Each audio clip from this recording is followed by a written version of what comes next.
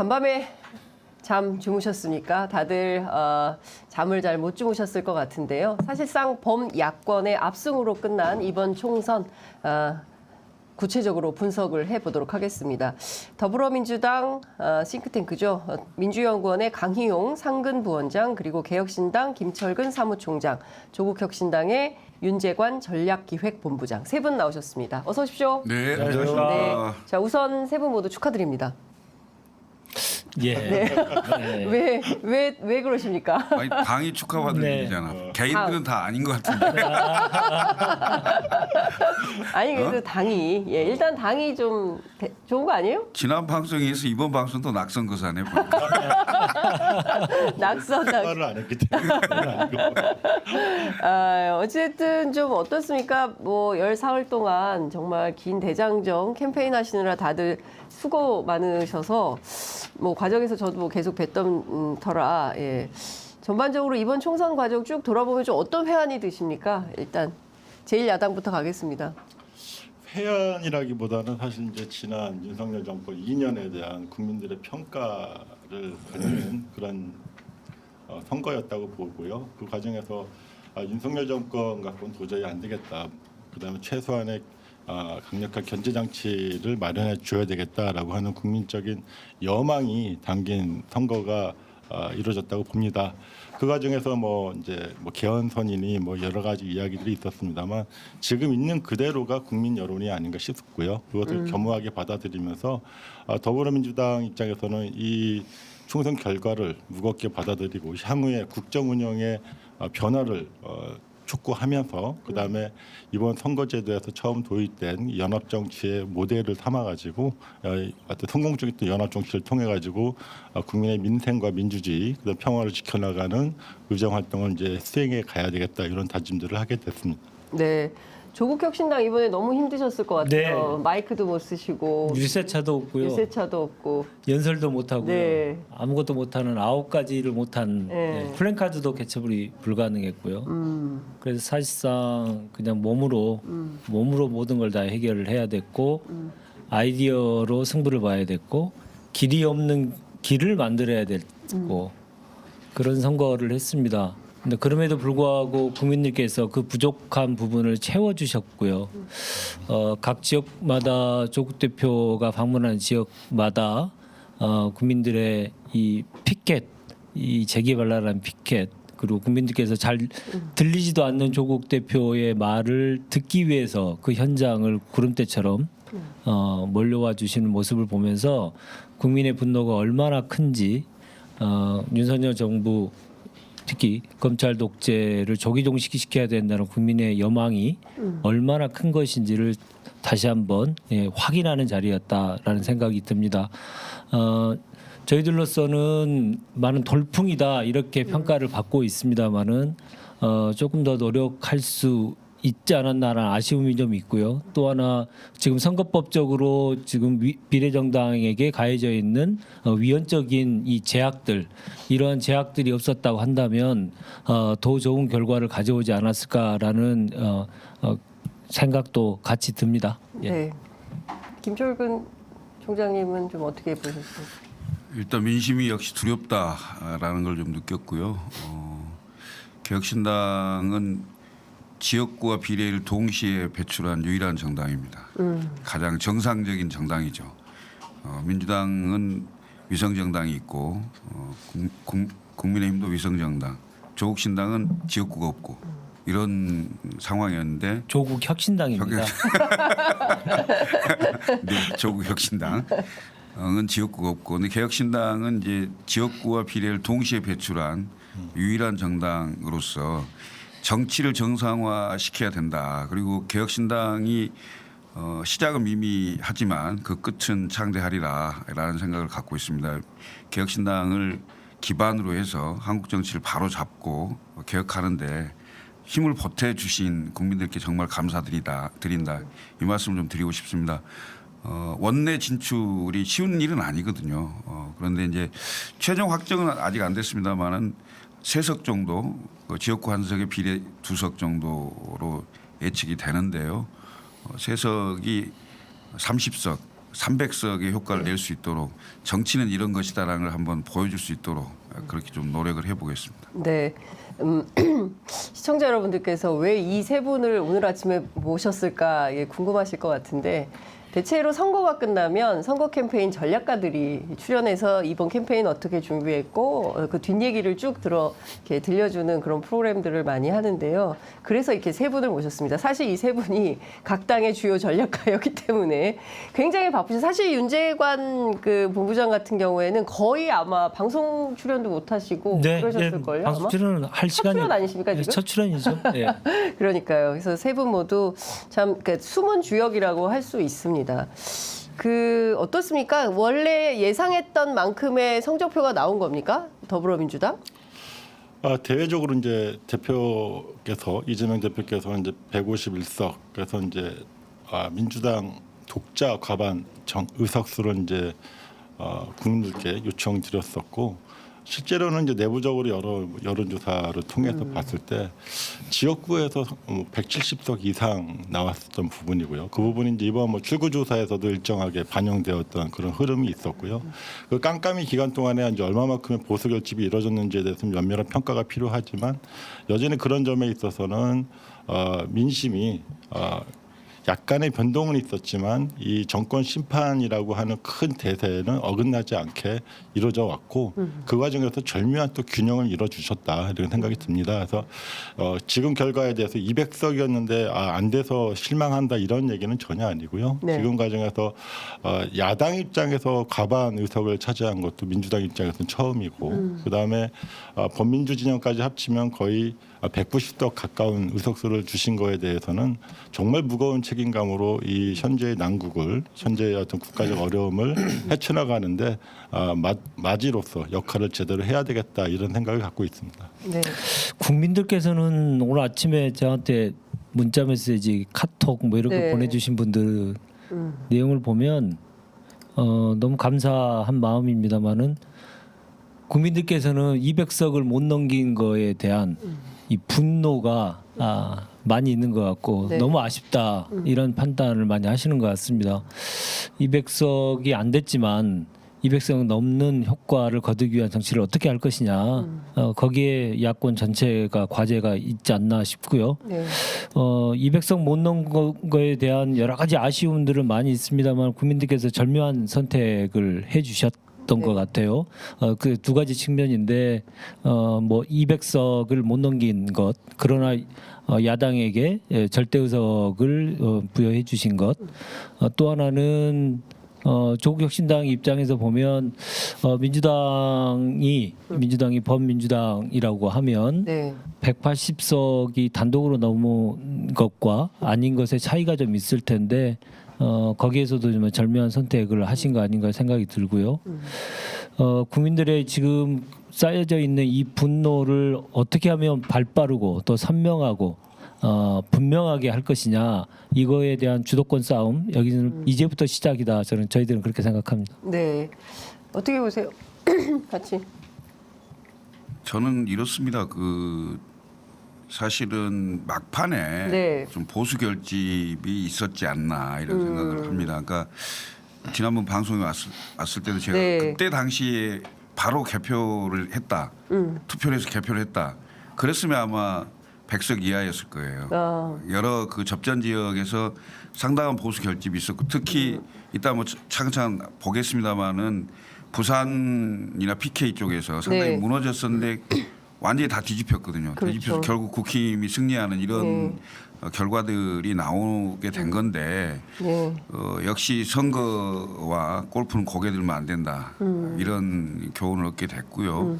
뭐 이제 22대 국회가 이제 곧 구성이 되겠습니다마는 어찌 보면 국민들께서 이른바 개헌 저지선을 여당에게 그다음에 탄핵 저지선을 여당에게 줬다는 것은 네. 그 민심은 정쟁으로 일관돼서 정치가 없는 네. 이전에 2년 윤석열 정부 2년처럼 계속 싸우기만 하는 이런 걸 좀 방지해달라 이런 취지도 있거든요. 근데 네. 저는 참으로 걱정인 게 말입니다. 의석 분포로 보면 여야의 개념으로는 민주당이 야당으로는 뭐 처음으로 과반을 넘는 그런 민주당 입장에서 쾌거일지 모르겠습니다만 의석비로 보면 지난 2년 동안에 민주당이 가지고 있던 의석수도 비슷합니다. 네. 절대 과반을 넘는 의석수를 가지고 있었는데 도대체 대한민국 정치를 어떻게 했느냐 이거죠. 여야 공이 똑같이 상대를 악마화하고 국회에서는 통과시키면 대통령은 거부권 행사하고 이런 행위의 정치를 앞으로 3년을 또 봐야 된다는 그런 그 우려가 있어요. 그런 답답함이 있는데 그래서 다들 범야권 200석이 안 된 것에 대해서 실망하시는 것 같습니다. 네. 아니, 물론 그렇게 생각할 수도 있지만 네. 야당도 결국은 국정의 한 축으로서 네. 책임 있는 정치를 해야 되는 상황이거든요. 야당으로서 과반을 얻었기 때문에 국정의 한 축으로 국회의 다수당으로서 네. 책임 있는 정치가 또 요구되는 바입니다. 왜냐하면 대통령 권력을 적절하게 얼마만큼 잘 견제하고 끌고 가느냐도 국회와 야당의 책임이거든요. 근데 그런 지점들이 안 보이고 이전에 그 대통령 선거 끝난 지금까지 2년처럼 네. 갖다 계속 싸우기만 하는 이런 정치를 좀 지향해 달라라는 국민적 요구도 담겨 있는 게 아니냐. 네. 왜냐하면 백석이라는 것 때문에. 만약에 백석이 무너졌잖아요. 그러면 개헌이냐 탄핵이냐를 가지고 올 한 해 내내 갔을 겁니다. 맞아요. 선거 끝나자마자. 국민은 지금 그게 급한 게 아니다라고 얘기하는 것일지도 모르겠습니다. 경제와 민생에 좀 더 집중해 달라 이런 요구일 수도 있다 이렇게 보여집니다. 근데 지금 보면 지난 21대 총선 때 민주당이 지역구 의석이 163석이었는데 지금 집계된 내용을 보면 161석으로 2석이 빠졌어요. 다만 이제 중요한 거는 그 비례 의석에서 조국혁신당이 지금 12석인데 플러스 알파가 좀 될 수 있. 마지막 조정 마지막 조정 작업의 작업을 결과를 봐야 될 거치면 것 같습니다. 그래서 다 합치면 지금까지 나온 것만 종합하면 186석이 되고 그 범야권 맞나요? 맞죠? 아 그렇죠. 네, 네. 범야권으로 하면 사실상 190석이 넘는 겁니다. 그러면 지금 개혁신당부터 민주당까지 다 합치면 200석은 안 되지만 190석이 넘죠. 예, 190석이 넘는 의석을 차지하는 것이고, 뭐 다만 뭐 지역별로 조금 저희가 살펴봐야 되겠지만 큰 틀에서 보면 범야권이 연대해서 어떠한 정치적 역할을 해달라라는 국민의 뜻이 관철된 선거가 아니냐. 그러니까 중요한 포인트는 지금부터 해야 될 것은 이제 뭐 새로운 연합 정치의 모델을 좀 만들어야 된다. 뭐 이런 요구도 좀 반영된 거 아닌가 싶습니다. 그 민주당은 그 이번 선거 결과 이제 지금 말씀하신 대로 사실상 국민들이 3년은 너무 길다. 네. 그리고 이 국정 운영 기조를 바꿔달라. 입틀막 하지 말고 뭐 이런 요구가 있었던 것인데 윤석열 대통령은 이번 선거 결과를 가지고 과연 국정 운영 기조를 바꿀지 새로운 변화가 나올지 그로 인해서 뭐 이재명 대표도 만나고 조국 대표도 만나고 이준석 대표도 만나면서 새로운 어떤 협치의 모델을 만들어 나갈지 아닐지 이것 좀 한번 전망해 볼까요? 어느 분부터 하시겠습니까? 제가 먼저 말씀드릴게요. 예. 이게 사실은 그 민주당에 대해서 뭐 이게 200석 못해서 법률가는 200석 못해서 아쉽다 실망한다도 이제 일단 1차적인 예. 반응이 되겠지만 들여다보면 사실 이게 윤석열 정권에 대한 기회를 한번 더 주겠다는 국민적인 또 경고이기도 합니다. 그래서 이 과정에서 사실 그 동안에 이제 말씀하셨던 것처럼 국회 내에서 얼마나 성숙한 의정 활동이 협치가 이루어졌는지에 대해서는 우리 국민들 다 알고 계시는 거고요. 그래서 그 과정에서 보여줬던 국민의힘이 사실상 어떤 집권 여당으로서 제일 집권당으로서의 어떤 면모나 이런 것들은 전혀 보여주지 못했거든요. 오히려 뭐 용산의 여의도 출장토라는 비난을 받기 일쑤였고 그런 과정에서 이제 집권 여당인 그 보수 개멸 직전에 탈환한 우리 국민의힘도 이제 좀 정신을 좀 차려야 될 것이고 용산도 그 윤석열 대통령도 실제로 그 동안에 이렇게 보수 개멸 직전까지 갈 정도의 국민적인 분노에 직면했다고 한다면 당연히 그 부분에 있어서도 대대적인 전환이 필요하다. 그런데 그 동안의 지난 2년을 보면 사실 기대하기 어렵지 않냐. 그런 부분들까지 기대하기 어렵기 때문에 여전히 많은 국민들께서 200석에 대해서 아쉬워하는 부분인데 그럼에도 불구하고 저희는 이제 이번에 새로운 미래, 뭐 그다음에 개혁신당, 그다음 조국혁신당과 같은 이제 새로운 국민적 요구를 담은 인자들이 의석수를 확보하고 들어왔기 때문에 새로운 협치 모델에 대한 국민적 기대가 분명히 존재하고 거기서 또한 새로운 에너지가 또 형성될 거라고 보여집니다.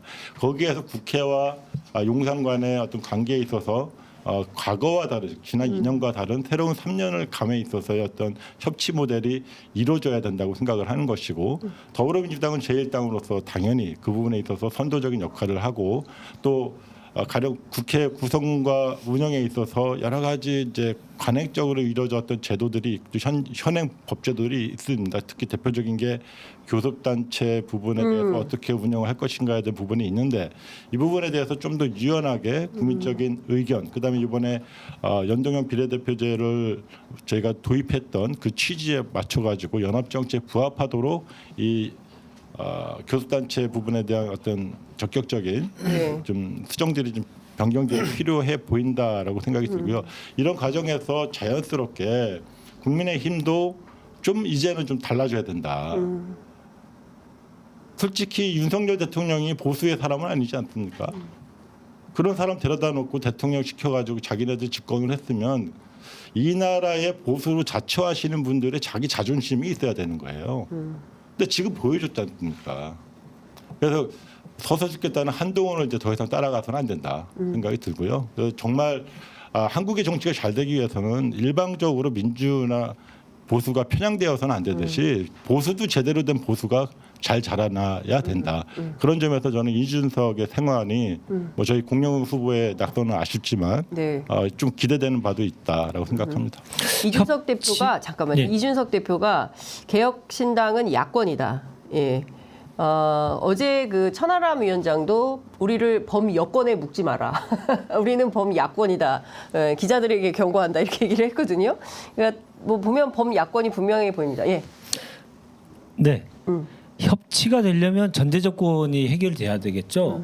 페인트 모션에 우리가 속아서는 안 되기 때문에 여야가 협치하기 위해서는 진정성이 있는 대통령의 변화의 모습을 분명히 보여야 됩니다. 그 바로미터가 저는 김건희 특검을 받는 것입니다. 최소한 검찰이 소환 조사하고 기소해야 합니다. 그것조차 하지 않고 여야가 협치한다. 이거는 결과가 뻔하고요. 국민들께서도 그건 납득하기 어렵다고 생각합니다. 특히나 또 하나 저희들은 제1호 법안으로 한동훈 특검법을 발의할 겁니다. 그 점에 대해서 대통령이 거부권 행사를 하지 않도록 하는 약속이 분명히 있어야 된다라는 것이고 세 번째로서는 이번에 선거는 윤석열 대통령이 선거에서 깊숙이 개입한 선거입니다. 네. 선거에서 손 떼라라고 주장할 만큼 선거의 관건 선거가 횡행했던 선거입니다. 이 점에 대해서 대통령이 사과를 해야 됩니다. 이 세 가지 전제 조건이 마련돼야만 협치를 논할 테이블 자체를 만들 수 있다라는 생각을 저희들은 가지고 있고 그러한 자세를 가지고 저희들이 해야만 국민들께서 이번에 보여주신 선거에서 나타난 민심을 제대로 야권이 구현할 수 있다 그렇게 생각합니다. 네. 21대와 22대 국회의 가장 근본적인 차이는 네. 이준석이 있는 국회냐 없는 국회냐의 차이다. 한국 정치에 한국 국회에 매기가 나타났다. 지금 두 분의 말씀 좋습니다. 좋은데 그렇게 말씀하신 것 자체가 과거 정치입니다. 그리고 진영 정치입니다. 이것을 뛰어넘는 새로운 그 방법 또는 새로운 생각을 국민들께 선보이고 정치는 이렇게 하는 겁니다라고 할 수 있도록 한번 해보겠습니다. 그런데 이런 거죠. 지금 이제 정치라는 게 기본적으로 미래지향적인 얘기를 해야 되잖아요. 우리가 새로운 걸 뭘 만들자고 자꾸 해야 되고 우리 국민들이 먹고 살 문제, 미래의 성장 동력에 대해서 어떻게 하면 그 정부의 재정을 투입해서 어떻게 좀 바꿀 수 있냐, 어떻게 도와줄 수 있느냐, 지원해 줄 수 있느냐.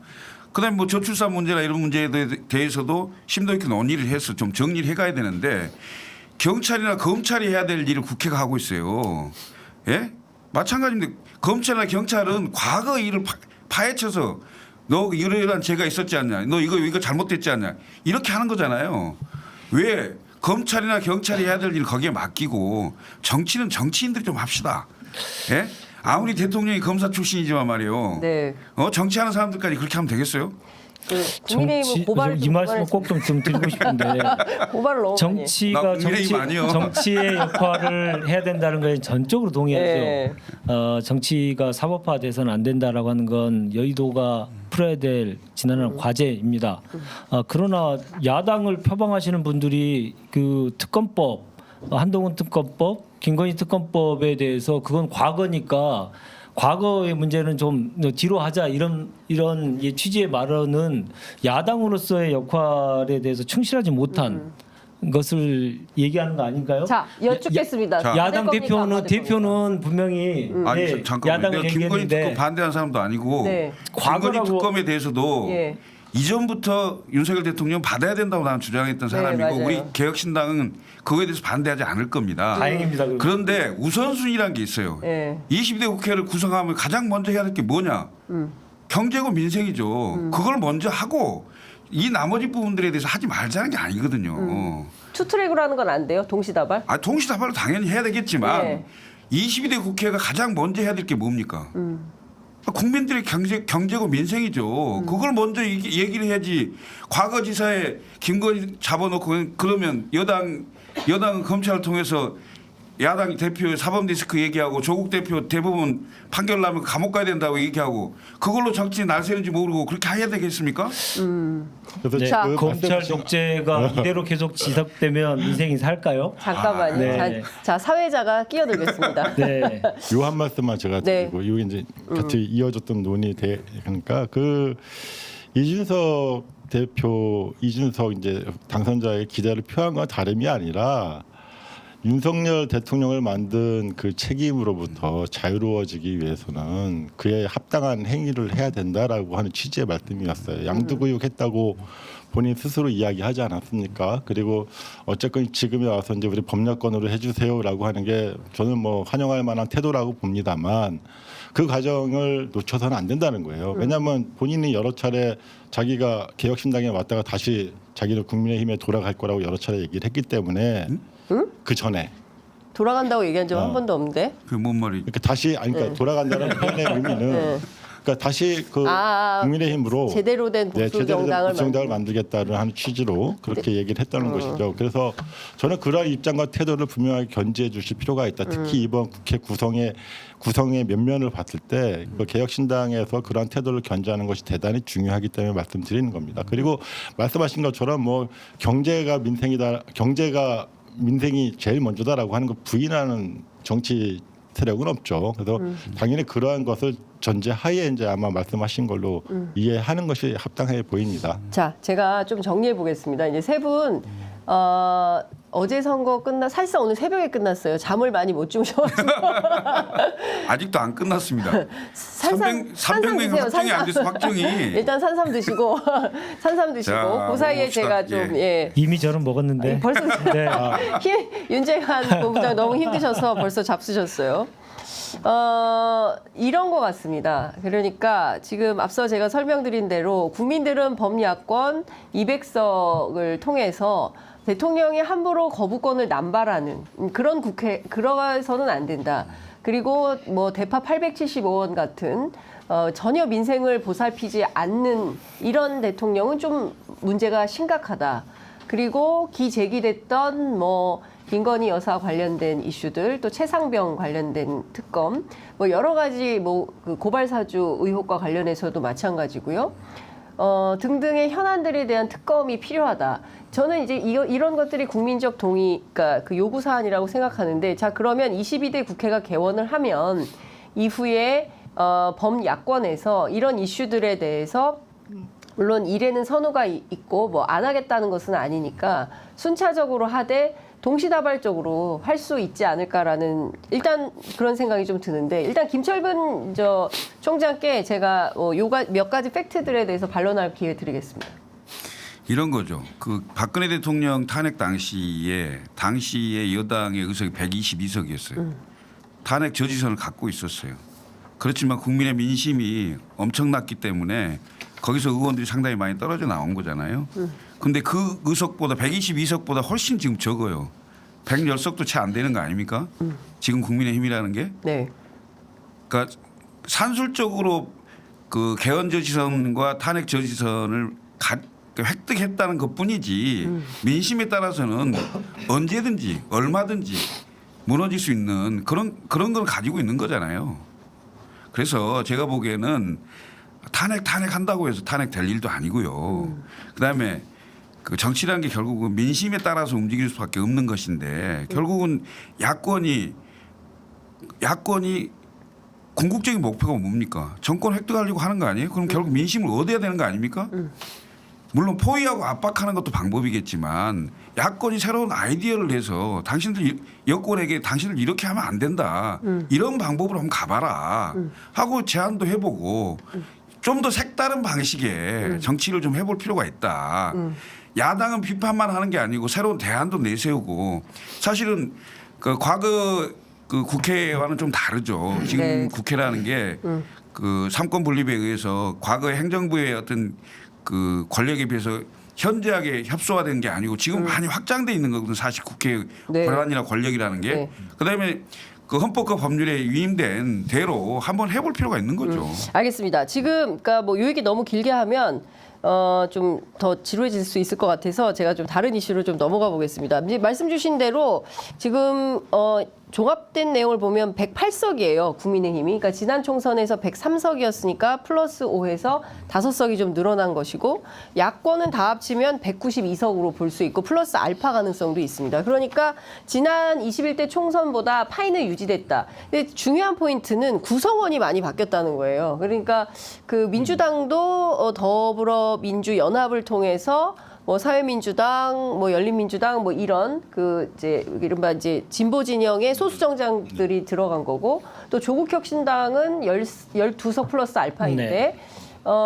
가장 그 선명한 메시지를 내고 네. 있고 뭐 한동훈 특검을 비롯하여 하여간 쭉 응징 유세도 했어요. 네.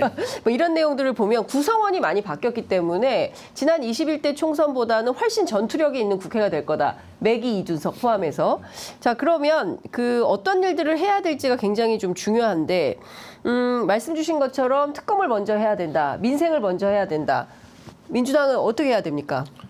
저는 연합정치 기반에서 동시다발적으로 진행돼야 된다. 동다발로 해야 된다. 예. 그러니까 동시다발적으로 다 진행할 수 있지 않나요? 그걸 불가능하지 않다고. 선택하고 이분법적으로 판단하는 그 자체가 과거의 정치입니다. 그러니까 한꺼번에 네. 다 알겠습니다. 한꺼번에 다 돌릴 수 있다는 말씀 좀 주셨습니다. 자, 그런데 그 민주당께 좀 여쭤볼게요. 이재명 대표가 줄곧 151석 얘기를 했었는데 목표 달성은 한 겁니다. 그렇지만 동작을의 류사명, 도봉갑의 안규령, 그리고 마포갑의 이지은 이런 후보들의 낙선은 좀 민주당은 어떻게 받아들여야 됩니까? 사실 이제 세 군데 다 이제 네. 거의 전략공천 지역으로 이제 분류가 되었고 네. 전략공천 이제 지역에 가신 지 얼마 안 되신 분들이에요. 이제 외부 영입 인재들이시고 그러다 보니까 지역 내에서의 어떤 그 어떤 화학적 화합 그다음에 거기 통한 어떤 에너지 시너지를 끌어내는 데 있어서 좀 시간적 물리적 한계가 좀 있지 않았나 싶고요. 그런 점에서 이제 민주당이 그동안에 주요 해왔던 그 전략공천에 대한 좀 방향에 대해서 좀 재검토해야 되는 중요한 요소가 되지 않았을까. 특히 경기 인천 같은 경우에는 그나마 이제 뭐 영입 인재를 넣었을 경우에 일정하게 이제 그 효과를 본 측면이 있습니다만 특히 동작을이라든가 그다음에 마포 여기는 이미 이제 한강 벨트라고 해서 언론에서도 이제 그 접전 지역으로 그 이미 분류되었던 곳인데 이런 곳에서는 실제로 이 승리하기 위해서는 기본적으로 민주당 지지자들이 90% 이상 나와야 되고요. 그다음에 중도층에 있어서도 민주당 이번 선거에서 민주당을 찍겠다는 분들이 대거 나와야 됩니다. 근데 네. 그 과정에서 이제 공천이 얼마나 매끄러웠는지에 대해서 가령 마포갑 같은 경우에는 8명의 후보가 민주당 후보가 뛰고 있었는데 하루아침에 정리가 됐거든요. 그러니까 그런 거에 대한 어떤 그 주민들이 봤을 때 그 시선 이런 것들이 좀 걱정되었었는데 그 네. 결과가 드러난 거 아닌가 싶고요. 도봉갑 같은 경우에도 뭐 안기령 후보에 대해서는 많은 분들이 이제 우리 진영에서 많이 알고 있지만 실제로 주민들이 혹은 대다수 국민들이 알았느냐라고 하는 부분에 있어서는 약간 퀘스천 마크가 있었고 상대가 김재수 후보가 변별력이 별로 이제 안기령 후보가 갖고 있는 어떤 청년 여성 이런 장점들이 발현되기에는 좀 한계가 있었다. 그래서 김재수 후보가 워낙 또 도봉에서 열심히 표를 닦았고 이전에 지방 선거에서도 일정한 성과를 가진 토대 위에서 이루어진 선거이기 때문에 너무 쉽게 보고 들어간 거 아닌가라는 생각이 듭니다. 동작을 같은 경우에는 저도 이제 거기 뭐 공동 선대위원장으로서 열심히 뛰고 마지막 어제 새벽까지 이제 하다가 나왔었는데요. 정말 안타깝죠. 그러니까 여기는 동작을이 그동안에 여러 차례 이제 전략공천으로 저 역시도 이제 2020년도 전략공천의 피해자이자 당사자이기 때문에 이 부분에 대해서 당에도 여러 번 이제 요청을 했습니다만 지역에서 키워내는 사람들이 갖고 있는 경쟁력을 무시해서는 안 된다는 거죠. 이제 이런 부분들이 여실하게 이번에 이제 이 세 군데 선거에서 이제 드러난 거 아닌가 이런 아쉬움이 있습니다. 그런 차원에서도 뭐 해석할 수 있지만 네. 저는 그 지역적인 차원보다는 이렇게 저는 보여요. 경기도의 그 뭐 여러 가지 막말과 여러 가지 국민적으로 큰 논란이 됐던 양문석 김준혁 후보. 예, 민주당 후보의 영향이 예. 서울의 초접점 지역에서 승패를 갈랐다. 라고 네. 봅니다. 그러니까 네. 거기에 대한 민주당의 이 후보의 논란이 경기도는 버텨낼 수 있지만 사실은 아주 초접전을 하는 1000표 차이로 초접전을 하는 서울 네. 완전히 이 초접전하는 지역에서는 그것을 보고 판단하는 국민들도 꽤 있으셨다. 그게 승패를 갈랐을 것이다라는 저는 생각을 하고요. 그런 관점에서 보면 하나의 공천이라고 하는 것들이 얼마나 유기적으로 다른 지역에도 영향을 미치는지 우리 정치권 전체가 한번 다시 한번 되돌아봐야 되지 않을까 싶습니다. 근데 그 복합적으로 보자면 네. 그 부분도 있겠지만 실제로는 처음에 이제 말씀하셨던 보수가 결집. 막판에 결집한 부분이 큽니다. 왜냐하면 여론조사를 그동안 당에서도 동작을 같은 경우는 꾸준히 해왔는데 네. 처음에 이제 유사명 후보가 갔을 때 거의 마이너스 7.5% 정도까지 됐었어요. 근데 선거 깜깜이 직전에 이제 플러스 2%까지 왔고, 그다음에 그 이제 깜깜이 투표 기간에. 직전에 했던 투표는 플러스 5까지 갔었고요. 그다음에 실제 출구조사에서도 플러스 4점 얼마가 나왔지 않습니까? 그러니까 여론은 그러한데 막판에 실제 투표하는 보수층들의 대결집이 있었다라고 보여줄 수밖에 없는 결과가 드러난 것이죠. 그래서 그러니까 사실상 샤이 보수가 예. 상당히 존재했다. 이제 이렇게 볼 수 있. 그래서 뭐 양문석이나 김준혁의 어떤 그 악영향이 있었다라는 것도 뭐 부인하지는 않겠습니다만 실제로 그거를 감안하더라도 이기고 있다가 막판에 실제로 투표하는 과정에서 좀 뒤집어졌고 이런 현상들이 공통적으로 드러난 곳이 마포 그다음에 PK 이런 지역에서 이제 있었다라고 보는 게 맞을 것 같습니다. 근데 이 세 지역 다 네. 말씀하신 대로 출구조사에서는 이겼던 네. 지역이죠. 그런데 이제 그 보수 결집이 상대적으로 그 판을 뒤집을 정도의 상황이 된 게 뭐냐면 상대 후보예요. 상대의 국민의힘 후보가 여기 후보보다는 상당히 그 지역의 밀착형이거나 중량감이 있다든가 인지도가 더 높았을 겁니다. 이런 것들에 의해서 결정이 됐지 않았을까. 결과적으로는 공천에 좀 문제가 있었다고 보여지는 거죠. 그리고 그 마지막에 보수 결집도 있었지만 그 민주당의 후보들 있잖아요. 그 김준혁 후보, 양문석 후보, 공영훈 후보, 양분남 후보 이런 분들이 국민들의 눈살을 그러니까 국민들의 눈높이에 맞지 않는 그러니까 민주당의 정체성에도 맞지 않는 그런 후보가 좀 드러났는데 선거 중반이기 때문에 네. 어떻게 처리를 못하는 상황인 거죠. 그러니까 그런 지점들도 영향이 좀 있었을 거라고 보는데 결국 궁극적으로는 후보의 어떤 그 뭐랄까 상대 후보에 대해 비해서 경쟁력이 좀 부족했다. 후보 경쟁력이 좀 부족했다. 네, 그렇게 근데 이건 보여집니다. 좀 어떻게 보세요? 부울경 말씀하셨으니까 사실 부산은 지금 전재수 의원 하나, 네. 예, 그러니까 빨간 밭에 이제 파란색 하나 딱 있는 상황이에요. 그러니까 부산 같으면 지난 총선보다는 성적이 안 좋은 안 상황이고, 좋죠. 네. 그리고 그것은 경남도 마찬가지입니다. 그러니까 김두관 후보도 결국에는 이제 패배를 한 거고, 최인호 후보 뭐 이런 등등의 쭉 상황을 보면 부울경에서 생각보다 뭐 부산이 디비졌다. 그리고 조국 대표 같은 경우에는 부산을 총 몇 차례를 갔었죠? 세 차례죠. 세 차례. 그러니까 네. 선거 기간 중 부산을 가장 많이 간 거 아닙니까? 그렇죠. 예, 네. 그런 측면에서 보면 어쨌든 부산의 중도층을 공략해서 판을 좀 흔들겠다는 조국혁신당의 전략이나 이런 것들도 관철됐다고 볼 수 있을까요? 어떻게 보십니까? 이 결과는? 뭐 관찰이 안 됐다. 그 선거 결과만 보면 지역구 결과만 보면 그렇게 판단하실 수 있습니다만은 지금 99% 개표된 부산의 비례대표 선거 결과를 보면요. 네. 조국혁신당이 2등입니다. 비례대표. 네, 2등은 당연히 이제 국민의 미래 45%, 그 다음에 2위가 조국혁신당입니다.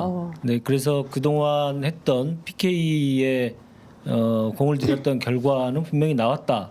비례대표 후보 결과에서 나왔다라고 보고 지금 PK가 초접전 상황까지 벌어진 것도 많은 공을 들인 조국 대표의 그 노력에 영향이 좀 있었다. 그러나 판을 뒤집기는 좀 어려운 상황이었다라는 게 이제 드러난 거죠. 그러면은 양문석, 그 김준혁 두 후보의 막말 파문 이런 것들이 PK까지 영향을 미쳤다고 볼 수 글쎄요, 있을까요? 거기까지 확대 해석하기는 좀 어려울 것 같습니다. 생활권이 워낙 좀 차이가 있기 때문에 특히나 근데 경남의 경우에도 더불어민주연합과 조국혁신당은 딱 1% 정도밖에 차이가 나지 않습니다. 예. 그만큼 이제 공을 들였던 PK 지역에서의 결과는 저희들로서는 획득을 했습니다만은 범야권 전체로 봤을 때는 매우 아쉬운 결과가 초래됐다. 그렇게 보는 게 결과입니다. 사실상 지민 비조도 있었지만 지국 비조도 있었다라는 나경원 후보의 주장이 틀린 말은 아닌 건가요? 뭐 그것도 있지만 사전 투표율을 저는 많이 중요하게 보는데 네. 사전 투표율이 PK 지역이 매우 낮았습니다. 대구 경북 PK 지역이 평균에 비해서 매우 낮았고요. 반면에 매우 높은 지역은 이제 호남 지역이었죠. 지난번 대선 때도 이런 현상이 그대로 벌어졌었는데 그러면서 이제 보수의 결집들이 번투표에서 많이 일어난 게 아닌가라는 생각을 할 수밖에 없는 그런 상황입니다. 김철근. 근데 결국은 그 200석에 대한 그 두려움이었겠죠. 그러니까 보수 세력이 예. 그 200석을 그러니까 100석 이하를 한 번도 해본 적이 없어요. 그러니까 100석 이하가 됐을 때 과연 정권 운영이 되겠느냐 이런 거에 대한 두려움이 굉장히 컸다고 저는 보고요. 네. 그래서 실제로 그 깜깜이 선거 전까지 여론조사 결과를 보면 민주당이 굉장히 선전했어요, 부산에서. 그래서 100석 이하가 될 거라고 대부분의 전문가들이 예측을 했고 맞아요. 실제 각 당의 그 선거 분석하시는 분들이 그렇게 갈 가능성이 높다고 다 생각을 했어요. 그래서 이제 결국 유튜브나 방송에서 100석 이하가 될 것이다라는 게 많이 얘기가 회자가 되면서 아 이거 큰일 나겠는데 이런 게 결국은 작용을 한 게 아닌가 이런 생각. 저는 가장 큰 원인이 거기에 있다고 보여집니다. 네. 왜냐하면 불과 한 4, 5일 만에 확 그 결집 현상이 나온 거거든요. 네. 그러면서 결국 국민의힘이 지난 총선 때보다 PK에서 훨씬 성적이 좋은 왜냐하면 어차피 TK는 정해져 있는 상황이었고 그다음에 수도권은 판을 뒤집을 상황이 전혀 안 되는 거였고요. 네. 그 수도권도 상당히 많이 따라온 거고 일부에서는 그 서울 같은 경우는 뒤집기도 하고 한 거라고 저는 보여지거든요. 국민의힘이 총 108석이라고 한다면 8석이 어디서 나왔냐라고 했을 때 네 군데가 PK에서 추가로 나온 거고요. 네. 그다음에 네 군데가 서울에서 나온 거다 이렇게 보시는 게 합당해 보입니다. 그래서 아까 말씀드렸던 동작을 마포, 그다음에 도봉, 그다음에 부산에서 기존에 어떤 최인호 지역이 박재호 네. 의원 지역 뭐 이런 여타 부분들, 그다음 추가적으로 저희가 확보 가능하다라고 여러 가지 여론조사를 토대로 해서 저희가 판단했던 지역들이 막판에 사실 이제 보수 표슬림으로 이루어지게 된 것이고 이 과정에서 사실 조국 혁신당의 역할이라고 하는 것은 뭐 제가 볼 때는 조국 대표께서 직접 내려가셔가지고 부산에서 정권 심판론을 불지피고 한 것에 대해서는 충분히 하지만 또 받아들이는 양태가 정권 심판이 아니라 또 거기에서는 또 좀 우리 저 고향 사람 짠하다 뭐 이런 부분도 없지 않아 있는 것이고 그래서 뭐 지민 비조, 지국 비조라는 얘기까지 서슴없이 나와 있었던 그런 상황입니다. 그래서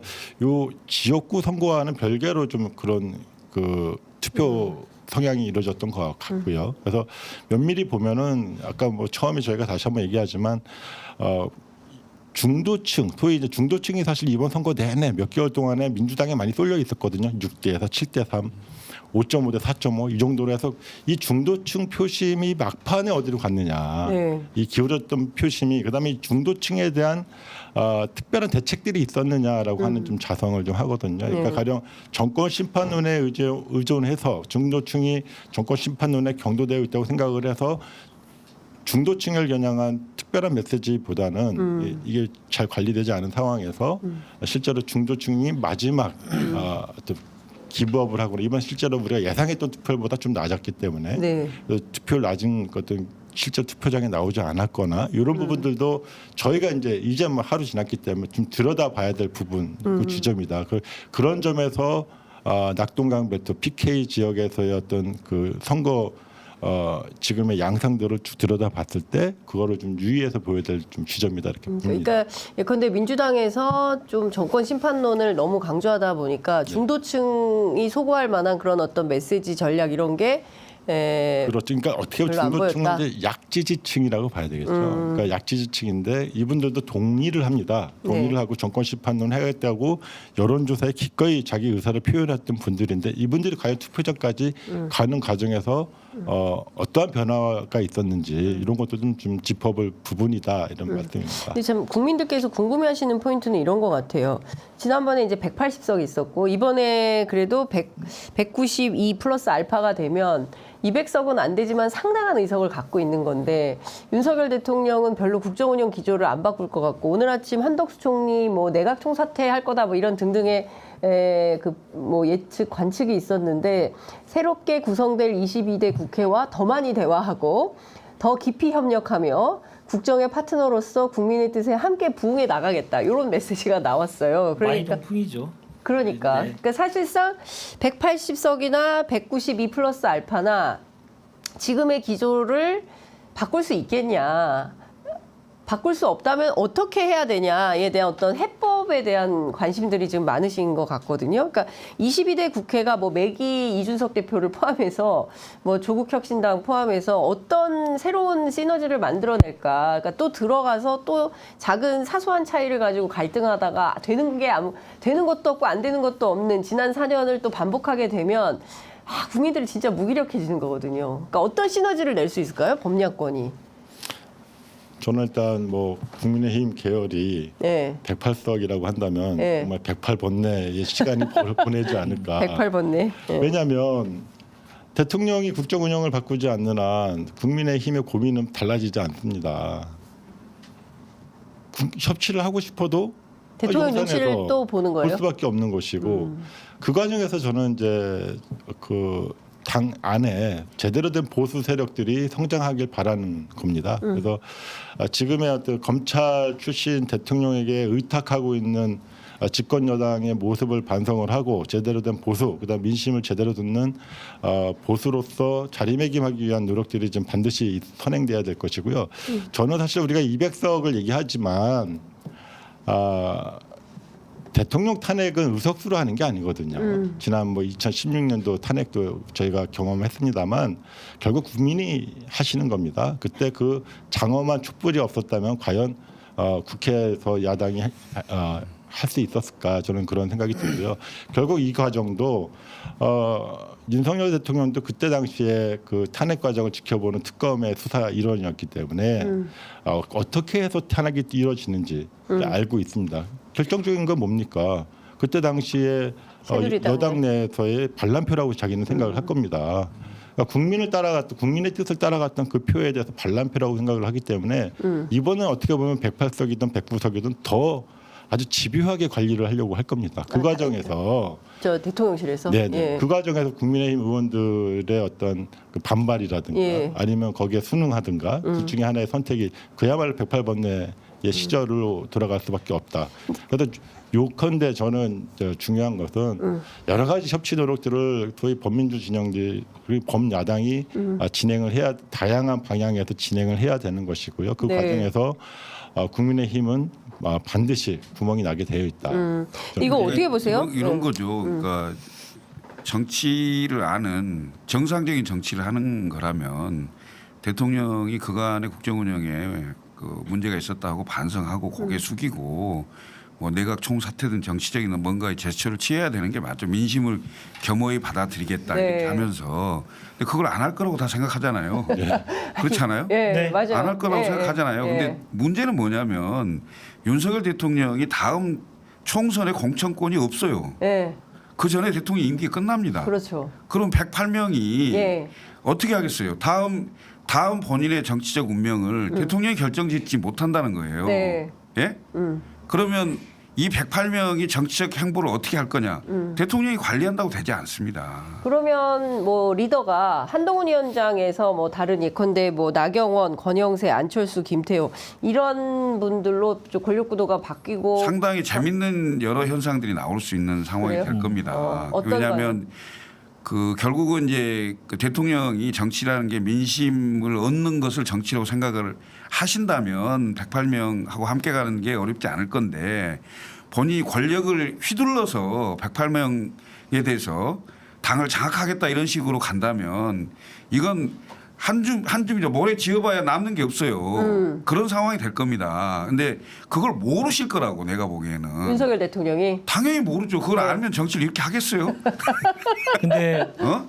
국민의힘을 하나의 정당으로 갈 것이냐 이것도 좀 봐야죠. 그래요? 왜냐하면 지금 108번뇌 얘기 나오고 있습니다만은 영남권 빼고 나면 수도권에서는 19석밖에 안 되거든요. 근데 수도권의 의원의 민심 생각과 영남의 다수의 의원들의 생각은 많이 다를 겁니다. 그래서 저는 사실은 영남당과 수도권에 남은 19명 이 완전히 다른 길을 가기 위한 내부 전쟁이 상당히 커질 것이다. 그렇게 보고 하나의 정당으로서의 단일 대우의 모습을 보이기 어렵다. 그러면 지금 야권이 190석이 넘기 때문에 수도권의 19명, 국민의힘의 19명이 어떤 판단들을 내릴 것이냐에 따라서 많은 전국의 변화가 있을 수도 있다. 예. 그 관전 포인트 중에 하나라고 저는 그거 봅니다. 기대하지 마세요. 그들도 기대하면 살아야 되고요. 아니 말씀하신 대로 공천권이 더 이상 없고, 예. 그들도 계속 살아야 되는 네. 거고 민심에 계속 반하면 자기가 미래가 없기 때문에 더욱더 이제 수도권 의원들의 경각심은 더욱더 깊어질 수밖에 없을 것이다. 근데 그것이 어떤 결과까지 갈 것이냐는 많은 예상이 좀 다를 수 있습니다만은 영남의 의원들과 수도권 의원들의 많은 차이가 있을 것이다. 그것이 너무나 극명하게 집권 후반기에 드러날 것이다. 저는 그렇게 봅니다. 근데 이번에 보면 그 젊은 정치인들이 뭐 둘이 당선이 됐어요. 김재섭 후보, 김용태 후보. 이분들은 사실상 윤석열 대통령의 노선에 대해서 찬성하지 않고 김용태 후보 같은 경우 천하용인에 포함이 됐었던 분인데 근데 이제 잔류해서 이번에 출마해서 당선이 됐고 김재섭 후보는 조금 결이 다르지만 그래도 이런 젊은 정치인들이 과거에는 그래도 뭐 그냥 연판장 돌리고 이런 초선들이었는데 이 두 사람은 좀 기류를 좀 바꾸지 않을까요? 국민의힘 내부에서? 진짜 잘 됐다고 생각합니다. 이 김용태 후보나 당선인이 됐죠. 네. 김재섭 당선인 같은 경우 그런 그 젊은 친구들이 당내에서 목소리를 좀 많이 내주고 큰 덩어리가 변화를 할 수 있다면 더 네. 좋겠죠. 줄탁동기라고 내부와 외부에서 때리면 그렇죠. 뭐 변화가 좀 있지 않을까 이런 생각을 해보는데 글쎄요 이제 그렇게까지 할 수 있는 여건은 되겠죠. 과거에 배지를 달고 있지 않았을 때도 그렇게 이제 열심히 싸우고 했는데 배지를 달았기 때문에 목소리가 커지지 않겠어요? 그러면 이제 조금 영향은 더 받지 않을까 이런 생각은 해봅니다. 그런 기대를 해보는데 네. 모르겠습니다. 모르겠어요. 본회의장에 들어가면 사람이 좀 바뀌긴 하니까. 그 전화 안 받기 시작하더라고. 말씀하셨듯이 벌써 전화 안 받아. 예, 바뀌었네. 아까 2016년도에 탄핵할 때의 당시를 얘기했듯이요. 네. 결국 민심이 결정을 할 텐데 그 민심에 가장 부합하는데 가장 가깝게 갈 수 있는 국민의힘 의원들이 어떤 분들이냐. 그 점의 관점에서 좀 얘기를 드렸던 겁니다. 그래서 결국 지금은 국민의힘이 개헌저지선을 확보했다, 가까스로 확보했다 이렇게 안도를 할지 모르겠습니다만은 점점 가면 갈수록 그 이완 현상은 좀 깊어질 것이다. 저는 그렇게 일관되게 예상합니다. 자, 시간이 이제 50분이어서 이것 좀 여쭤볼게요. 그 조국혁신당과 민주당은 어떻게 된 따로 또 같이 계속 갑니까? 어떻게 됩니까? 일관되게 말씀드렸습니다. 그것도요. 조국혁신당은 민주당과 그 갈라치게 하려고 하는 분들이 워낙 많이 있어서 의원들에서 네. 우리는 협력 관계를 계속 유지해야 되는 거고요. 저희들이 많은 돌풍을 했다고 하지만 그래도 열 몇 석에 불과한 정당입니다. 예. 법안 발의를 독자적으로 할 수 있다는 것 외에는 국회 운영에 있어서 민주당과 협력 관계를 계속 유지하는 것은 너무나 현실적인 것도 있고요. 특히나 또 국민들께서 그것을 바라고 계시기 때문에 그 민심을 반할 수는 없습니다.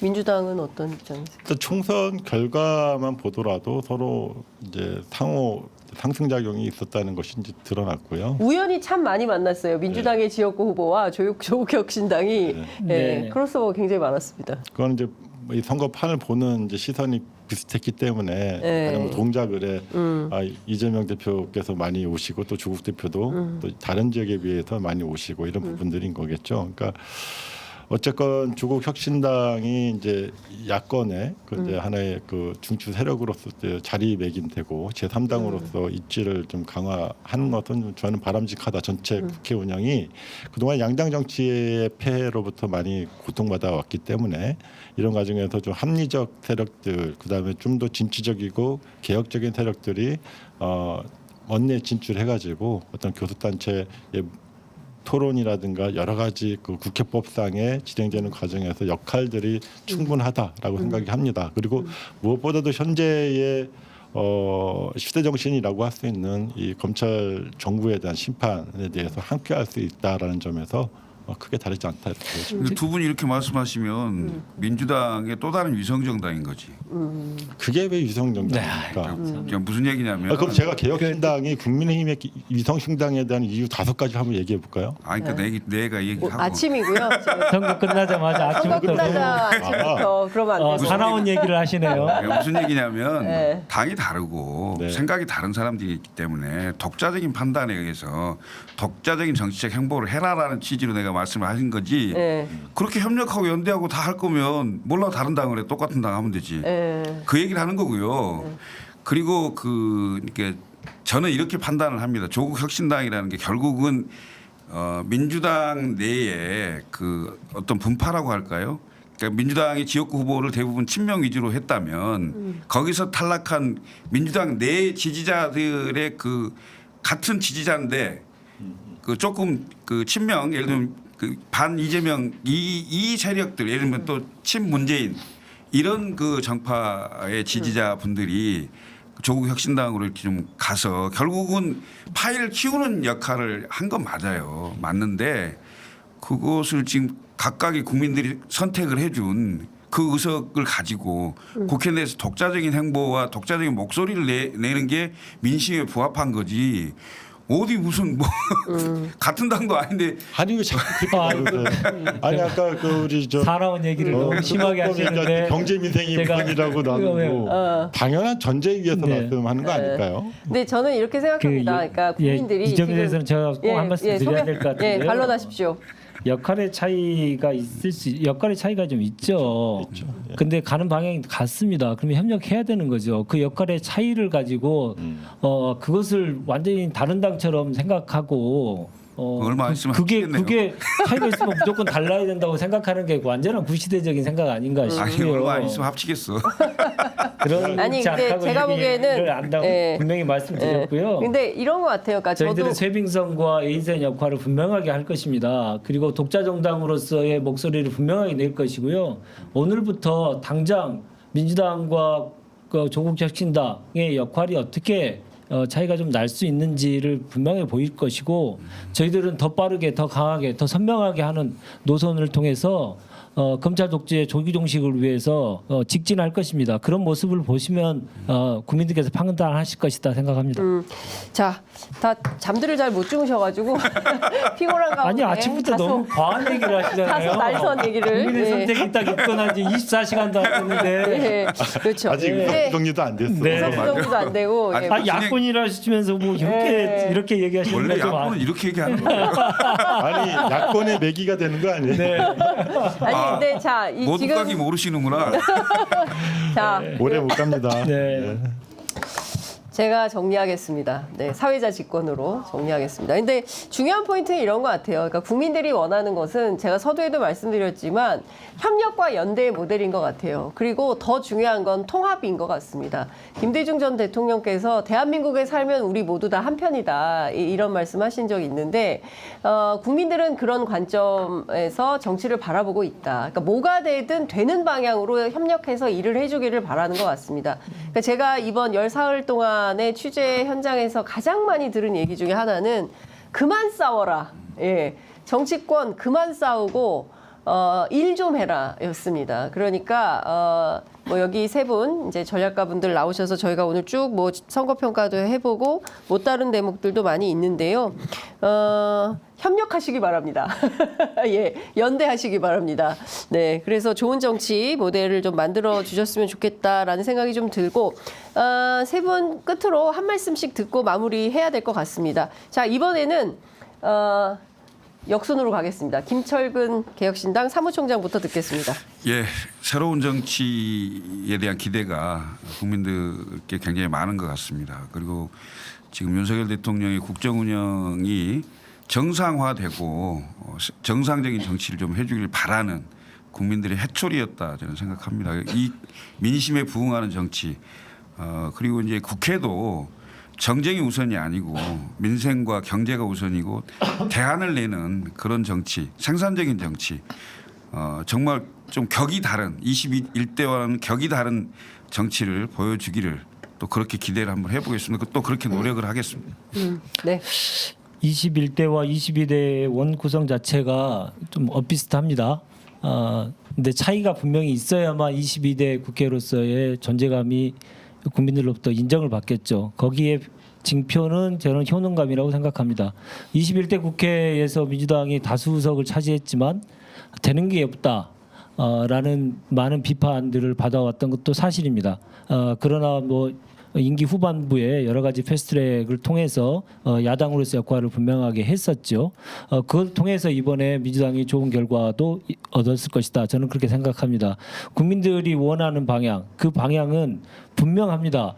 이 나쁜 정권 분명하게 심판해서 제대로 된 나라의 기본을 바꿔야 된다라고 하는 국민의 명령이 분명합니다. 거기에 부응해서 효능감 있는 정치할 수 있도록 조국혁신당은 더욱 노력하도록 하겠습니다. 감사합니다. 아마 야당에게 이 과반 이상의 민주당에게 몰아주면 헌정사상 아마 처음일 겁니다. 그래서 국민 여러분께 정말 대단히 감사의 말씀을 드립니다. 그리고 200석에 대한 뭐 여러 가지 의견이 있었습니다만 혹시라도 윤석열 대통령과 국민의힘이 개헌저지선 뭐 거기에 안주한다면 비극은 이제 다시 시작될 것이다. 이번에 어찌 보면 아까 제가 108번뇌라고 표현했습니다만 108석 가지고 또 버티기로만 간다면 또 이 국회의 구틀막 국회까지 또 이틀막하는 구틀막까지 한다면 안 된다. 그래서 이번 기회가 어떻게 보면 국민께서 윤석열 대통령에게 주는 마지막 기회이자 마지막 경고가 아닌가 싶습니다. 이거를 제대로 읽지 못한다면 여기에 드러난 민심을 제대로 읽지 못한다면 정말 큰 비극이 찾아올 것이다. 국민들이 지켜보고 있다. 이 엄중한 경고를 윤석열 대통령과 김건희 여사, 한동훈은 명심해야 될 것이다. 뒤에 있는 천공도. 네, 알겠습니다. 자, 오늘 세 분 말씀 정말 그 간밤에 막 너무 피곤하실 텐데 그래도 저희 아침 방송 함께 해주셔서 너무 감사드리고요. 저희가 또 다른 기획으로 찾아뵙도록 하겠습니다. 오늘 말씀 잘 들었습니다. 고맙습니다. 고맙습니다. 네, 감사합니다.